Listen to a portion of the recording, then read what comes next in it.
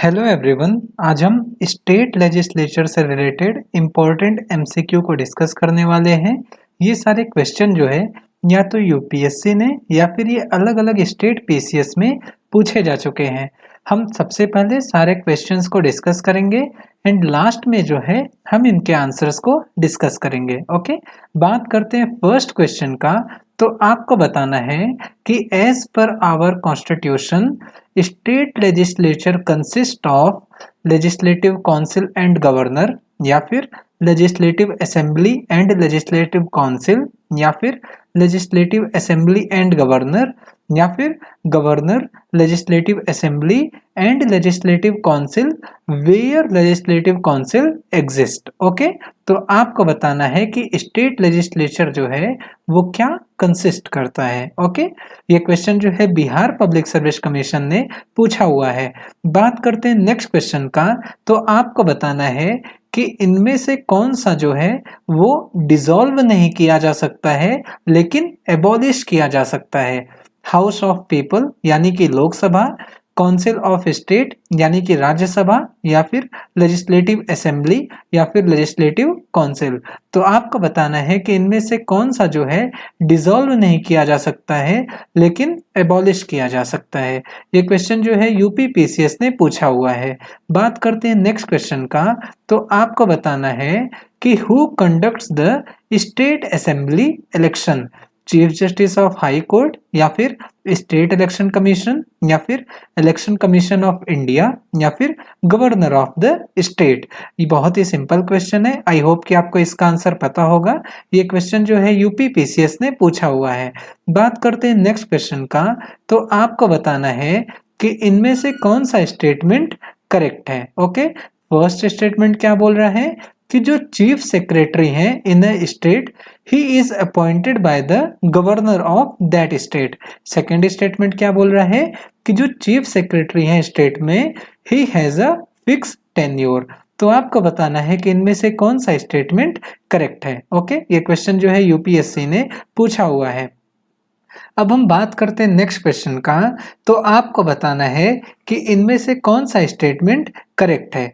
First statement क्या बोल रहा है कि our constitution provides that legislative assembly of each state shall consist of not more than 450 members. अगर हम इतने का मतलब समझें तो ये बोल रहा है कि जो स्टेट लेजिस्लेटिव असेंबली है ना उसमें मैक्सिमम मेंबर्स जो है 450 होने चाहिए, प्लस द मेंबर्स हैं जो they are chosen by direct election from territorial constituencies in the state. Okay, तो फर्स्ट स्टेटमेंट ये बोल रहा है। सेकंड स्टेटमेंट क्या बोल रहा है? सेकंड स्टेटमेंट सिंपली ये बोल रहा है कि वह इंसान जो कि 25 ईयर से कम का है he will not be qualified to be chosen to fill a state in legislative assembly. Okay, तो जो 25 साल से कम का है वो जो है इलेक्ट नहीं हो सकता है फॉर द लेजिस्लेटिव असेंबली। तो आपको बताना है कि इनमें से कौन सा स्टेटमेंट करेक्ट है। ओके, ये क्वेश्चन जो है यूपीएससी ने पूछा हुआ है। बात करते हैं नेक्स्ट क्वेश्चन का। तो अगेन बहुत ही सिंपल क्वेश्चन है। आपको बताना है कि which is the only state in India to have common civil code, Jammu and Kashmir, या फिर मिजोरम, या फिर नागालैंड, या फिर गोवा। ये क्वेश्चन जो है यूपी पीसीएस ने पूछा हुआ है। अब हम बात करते हैं आंसर का। तो देखिए ये बहुत ही सिंपल क्वेश्चन है।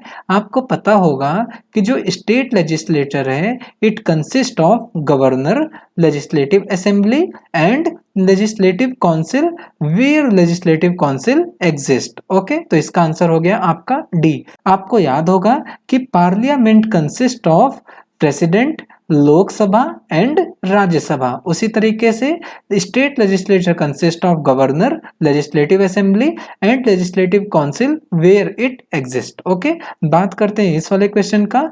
तो देखिए house of the people, Lok Sabha को डिसॉल्व किया जा सकता है, राइट। काउंसिल ऑफ स्टेट जो है वो आपको पता होगा कि ये एक परमानेंट हाउस है। लेजिस्लेटिव असेंबली ये भी डिसॉल्व किया जा सकता है, लेकिन लेजिस्लेटिव काउंसिल जो है it can not be dissolve but it can be abolished. Okay, तो इसका आंसर हो गया आपका डी। इस वाले क्वेश्चन का बात करते हैं। तो देखिए इलेक्शन कमीशन ऑफ इंडिया का काम होता है कि वो लोकसभा का भी इलेक्शन कंडक्ट कराए एंड स्टेट लेजिस्लेचर का भी स्टेट लेजिस्लेटिव असेंबली का भी इलेक्शन कंडक्ट कराए। ओके, तो ये जो आपका ये स्टेट असेंबली है इसका इलेक्शन कौन कंडक्ट कराएगा? Election commission of India.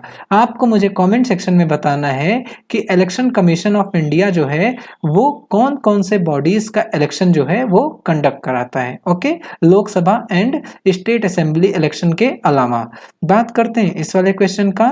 तो देखिए आपको शायद इस क्वेश्चन का आंसर नहीं पता होगा, तो मैं आपको बताता हूं कि देखिए जो चीफ सेक्रेटरी है ना स्टेट के, वो चूज किए जाते हैं, उनको सेलेक्ट करते हैं सीएम ना। सीएम उनको चूज करते हैं, उनका नाम जो है गवर्नर को बताते हैं एंड गवर्नर जो है चीफ सेक्रेटरी ऑफ स्टेट को अपॉइंट करते हैं। ओके, तो ये वाला स्टेटमेंट बिल्कुल करेक्ट हो गया।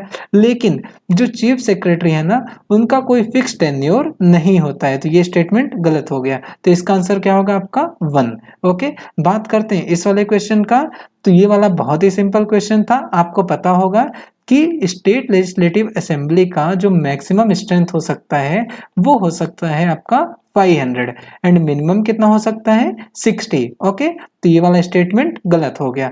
बात करते हैं इस वाले स्टेटमेंट का। तो ये स्टेटमेंट बिल्कुल करेक्ट है कि जिसका एज 25 ईयर्स से कम है he will not be qualified to be chosen to fill a seat in legislative assembly and legislative council के लिए मिनिमम एज कितना है? तो वो है आपका 30 ईयर्स। ओके, तो लेजिस्लेटिव असेंबली के लिए 25 ईयर्स एंड लेजिस्लेटिव काउंसिल के लिए 30 ईयर्स।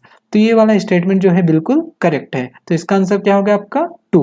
ओके, अब हम बात करते हैं इस वाले क्वेश्चन का। तो आपको पता होगा Goa is the only state in India to have common civil code. Okay, तो आई होप आपको इन सारे का आंसर पता चल गया होगा। तो बस दोस्तों इस वीडियो में इतना ही। अगर वीडियो अच्छी लगे तो वीडियो को लाइक करिए, चैनल को सब्सक्राइब करिए। Thank you so much.